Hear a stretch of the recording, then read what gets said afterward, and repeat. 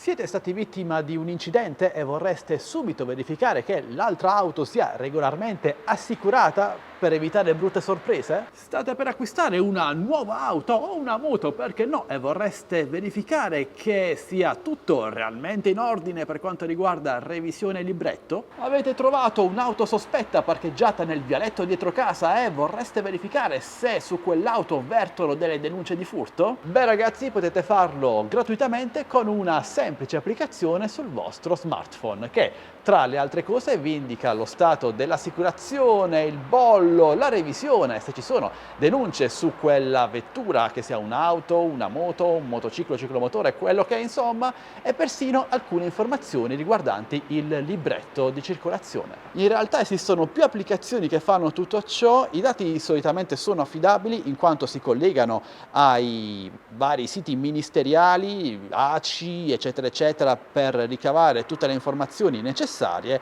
e ve le raggruppano tutte in una schermata, quindi comodissimo. C'è da dire che a volte però alcuni di questi dati non sono completi, solitamente a causa di alcuni siti offline, ma solitamente basta ricaricare la targa dopo qualche giorno e compaiono le informazioni desiderate. Se vi interessa scaricare una di queste applicazioni ragazzi, entrate nel mio canale Telegram ufficiale TechBest Deals, linkato nel primo rigo qui sotto in descrizione video, cercate targa auto e trovate il link per scaricare le migliori applicazioni di questo tipo che io ho testato e che vi consiglio. Quindi ragazzi, spero che vi interessi. Fatemi sapere ovviamente se trovate queste applicazioni interessanti lasciando un commento qui sotto, e se questo video vi è piaciuto, potete supportarmi molto semplicemente e gratuitamente con un like, una condivisione e iscrivendovi a questo canale se non l'avete già fatto. Bene amici, questo è tutto. Io ora vi saluto e vi do appuntamento al mio prossimo video, sempre che voi vogliate, sempre qui